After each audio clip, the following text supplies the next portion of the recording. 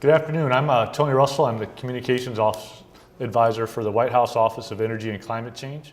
I'm here today with Carol Browner, Assistant to the President for Energy and Climate Change. This week, the White House is inviting Americans across the country to connect directly with some of the administration's senior advisors. These leaders will talk to you about where we've been, where we are, and where we're going. We're honored today to kick off the series with a discussion of what the President and the administration have done so far to create jobs and lay the foundation for a new clean energy economy. We'll be taking your questions live via Facebook and on whitehouse.gov. And at this time, I'll turn it over to Carol to open it up. Thank you, Tony. And let me thank all of you who are joining us on Facebook today. It's a pleasure to be here with you. Let me just give you a little explanation of what my office does and what we've been working to accomplish on behalf of the American people over the last year and in this coming year. Presidents have long had senior advisors on important issues.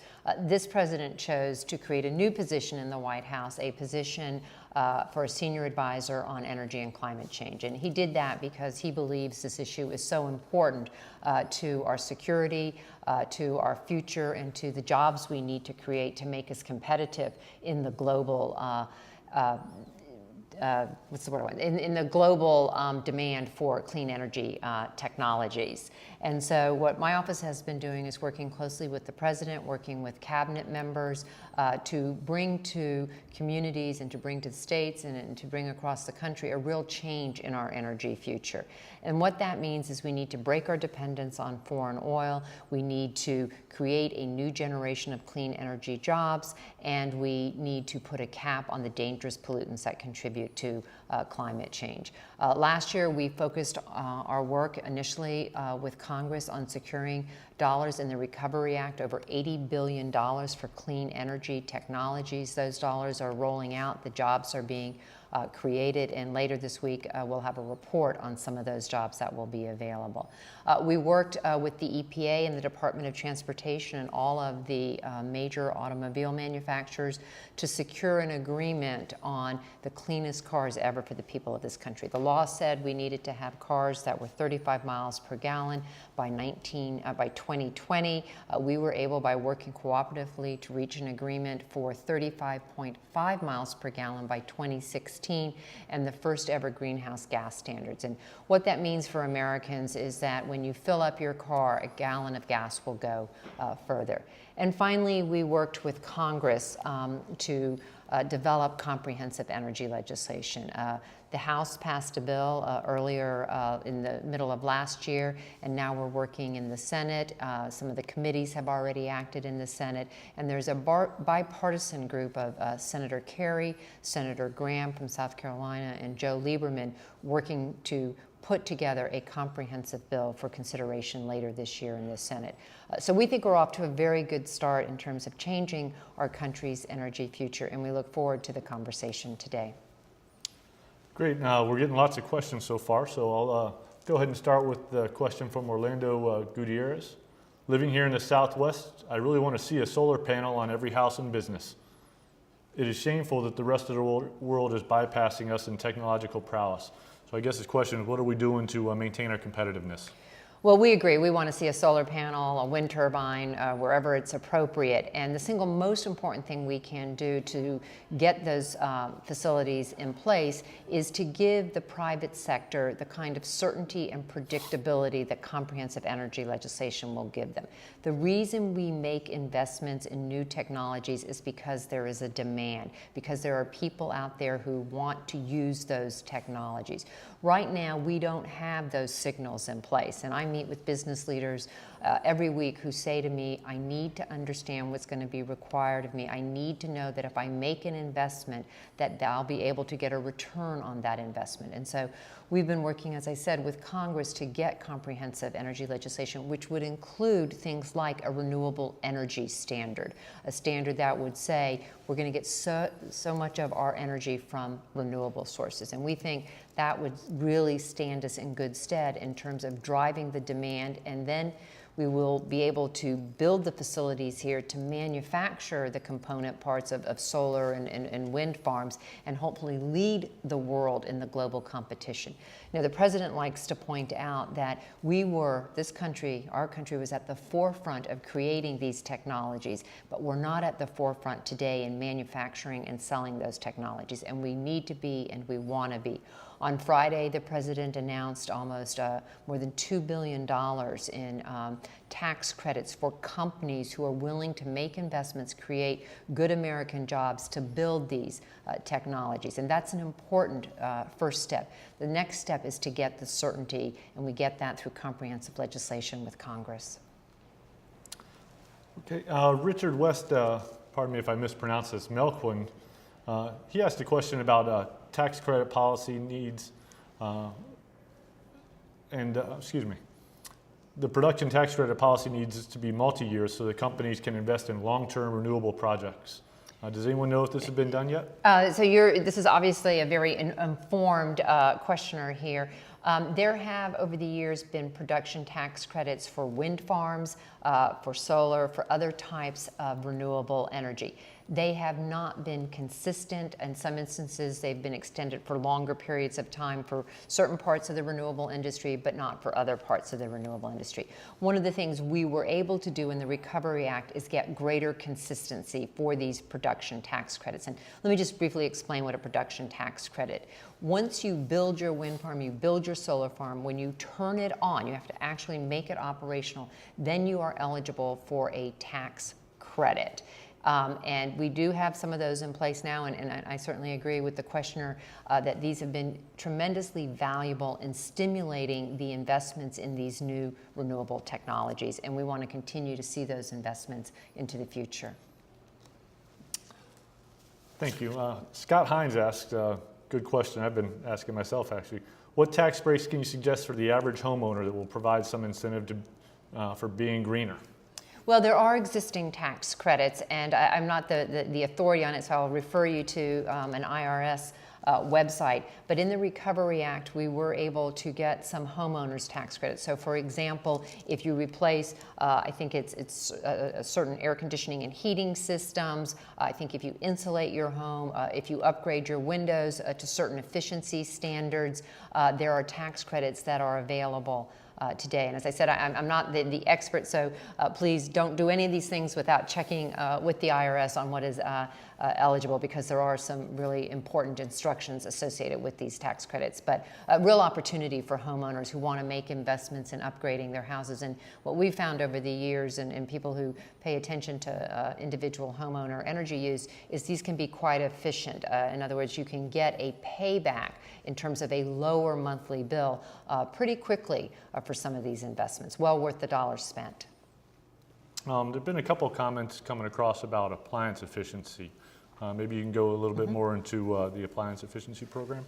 One of the other things we started last year under the leadership of Dr. Chu at the Department of Energy is to fully implement the laws on the books. There are laws in place requiring the Department of Energy to tighten efficiency standards for appliances, everything from household appliances, refrigerators, air conditioning, all the way to bigger refrigeration systems that you might see in a grocery store or a convenience store. And they are now on track. I think they've gotten several done in the course of last year, and on track to really fully implement a law that had been on the books for a while but hadn't been implemented. And those appliance efficiency standards, again, will result in real savings for individual consumers, and for the big commercial users, some important savings in terms of their energy use. Stephen Von Fall asks the question, I would like to hear what is your office's position on the creation of jobs related to natural gas stations and supporting businesses to retrofit gas engines to burn natural gas. This could be a very big winner for security of the climate and jobs. Is there anything in the works? We certainly believe that part of a comprehensive energy policy is breaking our dependence on foreign oil. And when we look at, what are the domestic opportunities, certainly the recent finds in terms of natural gas they're significant. They're much larger than anyone had anticipated, and we think they provide a real opportunity, not just in terms of vehicles, certainly for fleets. People are probably aware that a lot of fleets are starting to convert. Many have already converted their local fleets, their delivery fleets, to natural gas. There's a lot of work going on for longer haul vehicles in terms of natural gas. Natural gas may also provide a bridge fuel in terms of electricity production. Ultimately, I think where we all want to get to is more electric vehicles, cleaner, more efficient vehicles, but certainly natural gas is an important part of our energy future. It needs to be a bigger part of our energy future. Robert Simaluka, he makes the statement that green jobs, he talks about a study by American Society of Civil Engineers and an infrastructure report card that they did, talking about our infrastructure and its increasing age, congested highways, the sewage system. Perhaps you can talk a little bit about what we're doing to try and lead by example through the federal sustainability program and looking at ourselves to see how we can do better. The president signed an executive order on sustainability several months ago, actually, I think in the spring of last year. And what this requires is for each agency of the federal government, from the Department of Defense all the way down to smaller agencies, to take a look at their energy use and to develop plans to dramatically reduce their energy use. Because we do believe that we need to provide examples, we need to provide leadership here in the federal government. And those studies and reports and plans are being developed, and I think will be announced relatively soon. And I've seen the early drafts, and it's incredibly encouraging what these agencies and departments want to do and the kind of reductions they think they can achieve. Just showing that there really are tremendous opportunities on the efficiency side. When we talk about our energy use and we talk about changing our energy future, we have to be mindful not just of all of the new technologies, which are incredibly important and position us in the global market for clean energy technologies, but we also need to talk about what we can do through efficiency. And as it turns out, there's an awful lot of things we can do in the near term that will help reduce our energy use, which means less greenhouse gas emissions and cleaner air for people to breathe. Sam Caldwell asked a question about plans for nuclear plants. Can you maybe talk about the role of nuclear in President Obama's plan? The president believes that nuclear needs to be a part of our energy future. I think if you believe, as we do, that climate change is a serious problem, it's a problem that needs to be addressed, then you need to be open to what are all of the ways in which we can produce energy in a clean manner. And so nuclear obviously is one of those. And we have been working with the nuclear industry to understand exactly what it is they need. We have not built a nuclear plant in this country in a long time, but we want to work with the industry to make that happen in the not too distant future. Holly Hoffman asked the question, can you explain how this push for clean energy by making current energy sources unaffordable is going to positively affect our middle class and small businesses? Shouldn't we have first created an alternative energy source that was affordable and readily available to all citizens, and then made all other sources unaffordable? Well, I'm not sure I follow the question, but what we need to do is make sure that we're encouraging investments in clean energy. And the only way people are going to make investments in clean energy, the only way business people are going to make investments in clean energy, is if they know that that clean energy can be sold and that people will buy it. And the best way to do that is to make sure we've given some clear rules and some clear standards so that industry can develop their technologies, they can make their investments in accordance with those standards. One of the things prior to being here in the White House during another administration, I ran the Environmental Protection Agency for 8 years. And one of the things I discovered in running that agency and implementing important environmental laws like the Clean Air Act is that frequently when we debate how to reduce our pollution, whether it's air pollution or water pollution, we get concerned, and rightfully so, that the cost associated with those reductions could be high. But what history actually shows us is that once we make the decision and we set the standard, American innovation and ingenuity rises to the occasion, and we find a much cheaper way to solve the problem. There was a debate in this country back in 1990 about the hole in the ozone. It's that hole that allows the ultraviolet rays of the sun to come through and can contribute to increases in skin cancer. And we knew the chemicals that were contributing to that hole in the ozone. And there was a decision after much debate and much fear that we wouldn't have refrigeration, we wouldn't have air conditioning in our cars because the chemical was associated with refrigeration. But a decision was made to essentially ban that chemical. And what happened with that decision by Congress in that instance is that companies realized there was an opportunity, that the company who could invent, bring to market first the replacement would have an opportunity to sell that replacement because people weren't going to be allowed to use the chemicals they had been using. And as we think about our energy future, we need to create the same kind of opportunities.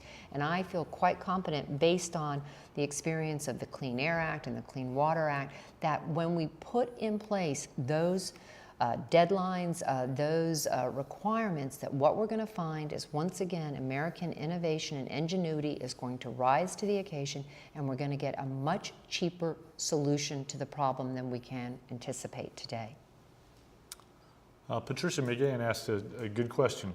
She asked, please give us an example of what type of green jobs are being targeted by the administration, new green jobs. I know the Vice President just gave the President a report back in December on new clean energy jobs. Maybe you can summarize some of that? Well, I think that there's any number, and again, as Tony said, we did a report last year, at the end of last year, and then we had the President's announcement for the tax credits. But what we're talking about is everything from the people who assemble the turbines for a wind farm, build the mast, build the blades, build that wind farm, build a solar panel. You know, the list goes on and on. There's one of the tax credits that we talked about earlier was for windows, for more energy efficient windows. Well, there are companies who build these more energy efficient windows that have been rehiring people because of this tax credit. In my mind, that's a green job.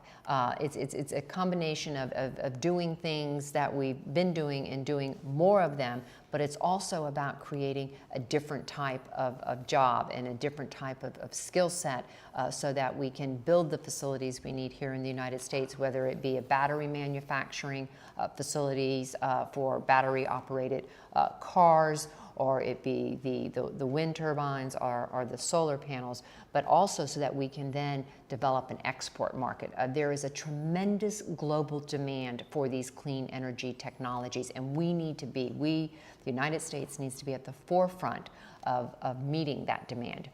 Those are good, clean energy jobs here in America. Eric Walters, he asked a question, what's the administration's stance on offshore wind development?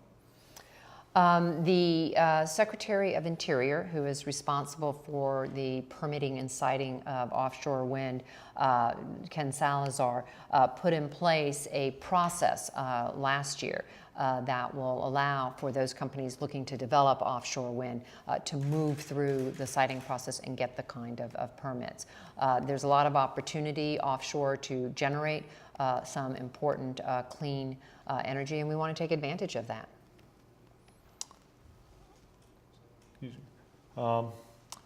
There's been a couple questions asked about how you go about regulating CO2 emissions.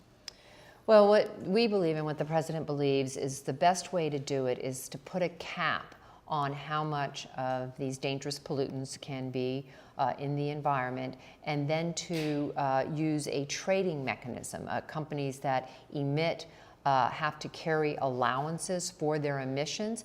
They can make decisions to acquire those allowances or make reductions and therefore not need as many allowances. And This is based on a program we developed in the 90s for the acid rain problem that was obviously ruining forests in the Northeast. And what happened in that instance is the cost of reducing the acid rain, the SO2 that contributes to acid rain, turned out to be far less than people had anticipated, because you were using a market mechanism to find the cheapest reductions, rather than the government coming along and saying everybody has to reduce their emissions by 10, 20, 30, 40%. You're simply saying, here's a cap, and as long as the overall emissions meet that cap, there may be some individual facilities that are slightly above, some below, but you use this trading regime to find the cheapest way of achieving that cap. And we think it can be hugely successful in giving us both the environmental gains that we want and we think are important, but also the flexibility and the cost savings to meet the challenge of reducing greenhouse gas emissions. One question asked why we don't model our energy system off that of clean European countries. That's an interesting question. As I mentioned previously, I was served in another administration at EPA when we were developing actually this cap and trade system. And back in the 90s, we tried to encourage the Europeans to embrace a cap and trade mechanism for reducing greenhouse gas emissions, and they, at that point in time, were not interested in it. Today, they actually are using a cap and trade system, so they've actually been learning from us. Now, they're ahead of us at this point in time. We didn't do as much over the last, under the prior administration, and they were quite aggressive in putting in place the kind of standards to get the kind of capital investments to develop the workforce. But we're doing our level best to catch up now.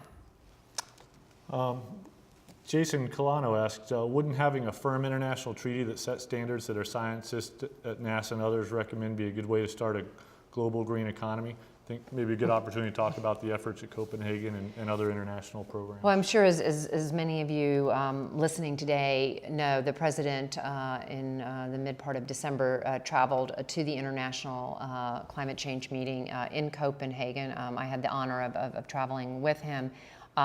It was a very, very important turn of events. Not perhaps what everyone wanted when this process started, but what was important is you now have both China and India among the world's largest emitters of greenhouse gas emissions agreeing that it is time to do something.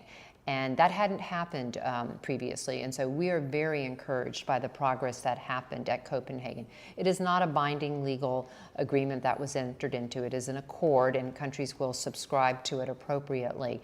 But it's an important step, and with time, the world will find its way, I believe, to a binding international treaty. But in the meantime, what we need to do here in the United States is focus our attention on making sure we have the right laws in place for comprehensive energy reform. And we're quite pleased with the outcome of Copenhagen. We're going to continue to engage with the rest of the world while we work here domestically to get our legislative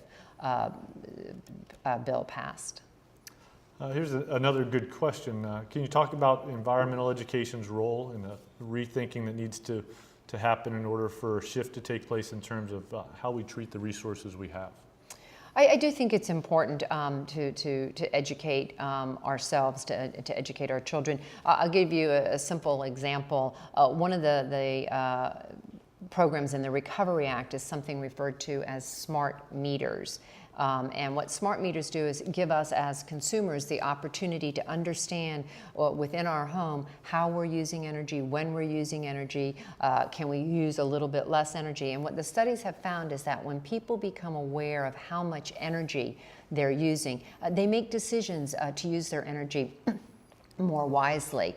I was talking to someone who got a meter recently, and they said to me, turns out that they have 2 stereo systems in their house, and one uses about 4 or 5 times as much energy as the other one. And they said, I didn't know that before. He said, my experience of them is exactly the same. They're both stereos, but now I know to think about what that energy use is. And I'm losing my voice. We have just time. I think that's all we have time for today anyways.